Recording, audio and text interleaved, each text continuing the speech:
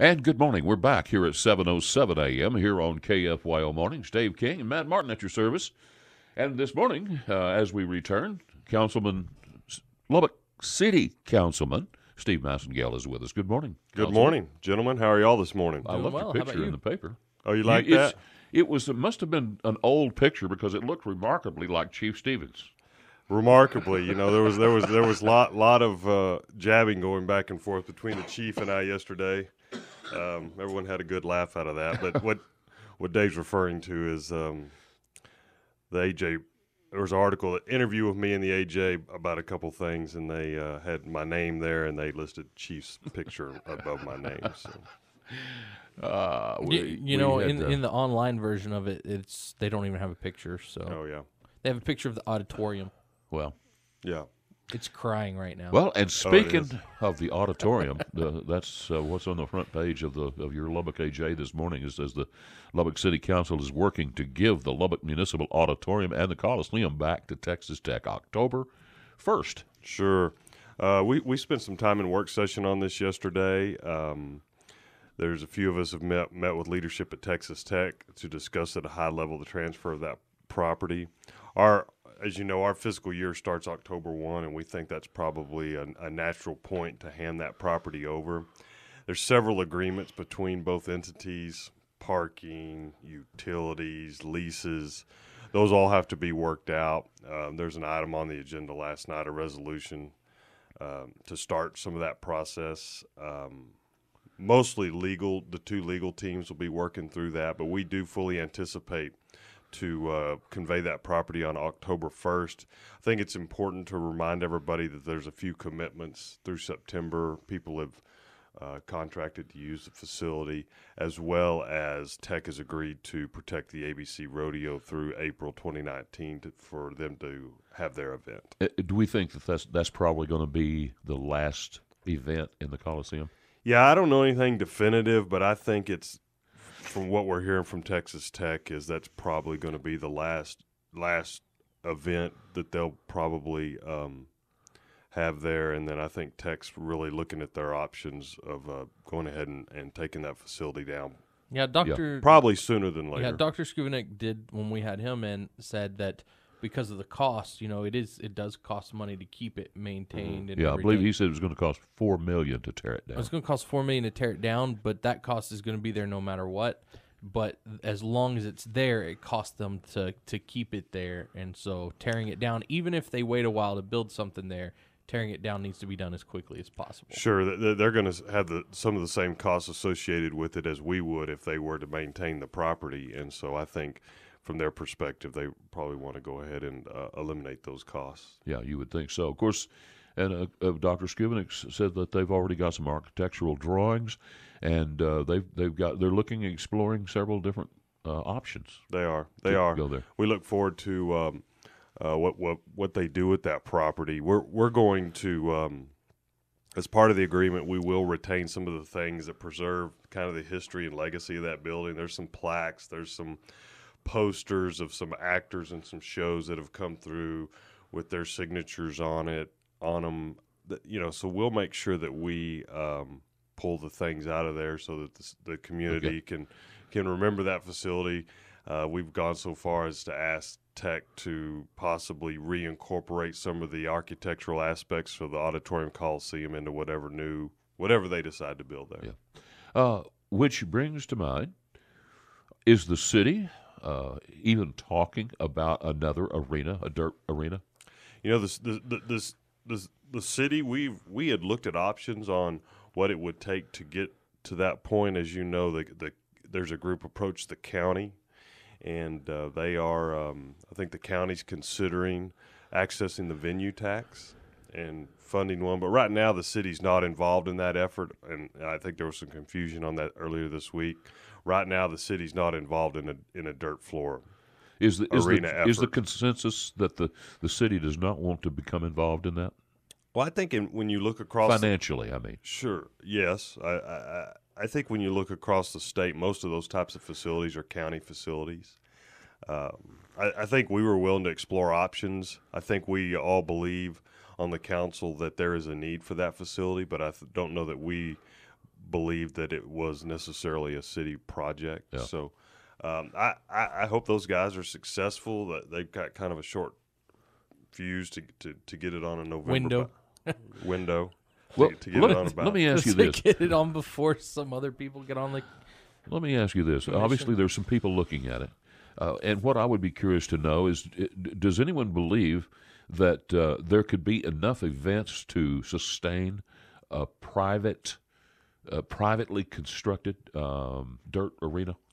From the information that's been given to me, and I don't know that that's scientific information, but the information that's been shared with me is that if we had a modern dirt facility, that I think it would stay busy almost every weekend out of the year. Really? Mm-hmm. Well, if that were the case, then I would think it would be commercially viable. Well, we live in the right part in the part of the country that there's a lot of folks that's important to them, especially in the rural areas of our community and of our county. So I think, when you think about the activities associated with school districts and the ag-related activities there, there's a lot of events that would occur in there that wouldn't necessarily have large audiences, cutting horse events, calf roping events. I don't know all the events, but I think you would find that it would be well used. So, well, let's move on. Our time is limited, but the police substations is another issue that we wanted to bring up this morning. Sure. Last night, council approved a contract with MWM Architects, which is a local firm, which is something I was happy about. They will start the design process on our 3 substations that were part of our public safety facilities project that we approved last fall. Just to remind everybody, we'll be decentralizing our police department. We'll have 3 substations, one in North Lubbock, one in South Lubbock, one in East Lubbock. Those will be operational. Those are just not officers behind desks. The police department will be separated between those, and then we'll have a smaller downtown location. We know where the East substation's most likely going to be, and that's East 19th and MLK on city-owned property. And then we're still in the process, but we hope very soon that we can announce where the South and North substation will be. Okay, on this, y'all are using MWM Architects. It looks like y'all are going to be paying $1.37 million. Is that part of the $60 million as far as the overall? No, great question. Yes, and we're still in budget. As a matter of fact, that line item is coming in less. I can't remember what the original line item was, but there was already some savings there. What else is important about the point you just make is that we've decided that we're going to design one substation and replicate it. Now, you might see the facade of each of those substations be tailored to each of the neighborhoods they're placed in. But the floor space. For all intensive purposes, we're going to design one substation and build it 3 times. That's going to save a lot of money as far as the architects are concerned? It will save money. It'll save. It also saves implementation time.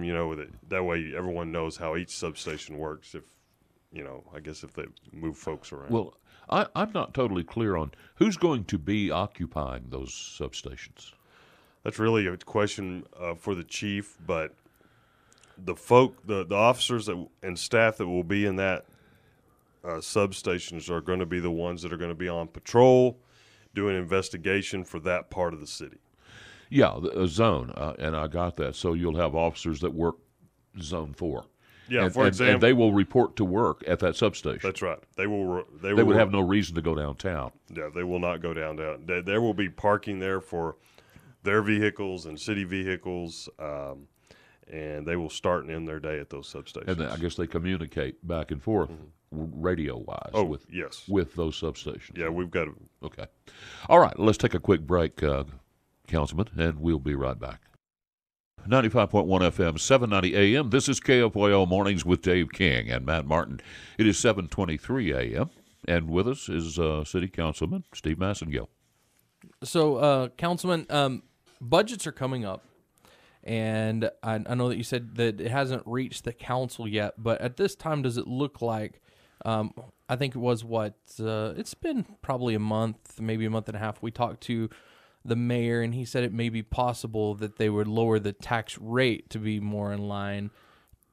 with since we're looking at what 7.5, potentially 7.5% raise in the amount coming in through property values, Yes. that y'all may be able to lower the tax rate. Is that something that y'all are still potentially looking at? 7.5% in my experience to the city, and even when I was at the school district on the school board, would be a significant amount of increased tax revenue. I don't have any indication that when we get through budget cycle that we would be able to keep the effective tax rate. I think the council is going to be more focused on, or I can tell you I'm going to be more focused on continuing to pay as we go with cash, making sure that we're not swiping the credit card on things like vehicles and computers. And if we can achieve those things and there's money left over, then I think everything's on the table. But we'll start our budget sessions, I guess, when we get back from the 4th of July break, and I think they'll be spirited and productive, and look forward to them. I look forward to them too, because I think I might have to go to those meetings with some I think you popcorn. should. You know what? I think it's important. Not many people pay attention to the budget process, and so if you're, first of all, you can always watch it on replay if you can't watch it live. But I think it's important to be engaged in it, because the city takes care of a lot of things for us. Well, I'll tell you, the school board has already come out and said that essentially they've done their budgets and there's nothing left to lower the tax rate to make it more in line with a 2-3% effective tax rate. So they're going to be soaking up every single dollar of that, and they're the biggest potential taxing entity, I believe. and they're the biggest taxing entity. So that's why the focus, I guess. I don't get the school board in here, so we focus on y'all. We just kind of school district's a little bit different entity, because they're held constant depending on how the state formula is. So remember, if they collect more, they don't necessarily get more. Yeah. Well, that's fine. Let me tell you, I'm anxious to see when people's tax bills go out. There's going to be some people that's going to get large increases in their right property. here. Me, I mean, I saw them. Yeah. So I don't know. I think there's going to be a pushback from a lot of these taxing entities to encourage them to drop back for 1 year the rate and adjust it to more in line with 2% or whatever is normal. Yep. But I have a feeling it's not going to happen as far as most of them. But you had said that there was I guess what did you call it, a pub or something, a brew pub that y'all had some contention over last night. Could you kind of explain what was going on and what the rub was for some of the councilmen? So there was a planning item last night on the council agenda for a brew pub on what I would call, or it's still in the downtown area, East Broadway, just east of Avenue E, which is just right before the underpass for the interstates on the south side of the road, and one of those really old, cool-looking downtown buildings. The current zoning there would have allowed you to have a club, a bar, a lounge. But the zoning for a brew pub's not included, and so it would be a specific use. I think when we adopt our long-term, our new land use plan, you'll see brew pub in the zoning. But so brew pub becomes specific use. So that's why we had a zoning case. I tell you that because if you wanted to put a club in that same spot, you wouldn't even have to have a zoning case. If you wanted to put a bar, you wouldn't even have to have a zoning case. And so there was a lot of discussion around this. It looked like there was going to be a sophisticated operation, mostly distribution. In other words, they were brewing craft-type beers and selling it, shipping it, wholesaling it, retailing it. And so there was quite a bit of discussion on it. And because of more than 20% of the adjacent properties opposed the application, it required a supermajority vote on council, which means it had to pass 6-1, and there were only 5 affirmative votes on it, and so the item failed. We got to go. There's the music. Okay. Well, I think we've about covered everything, Councilman. we're certainly glad to have you in and bring us up to speed on what transpired at the council meeting last night. And I guess we'll be hearing from somebody else in a couple of weeks. Sounds great. Thanks All for right. having me. You bet. We'll be back after this.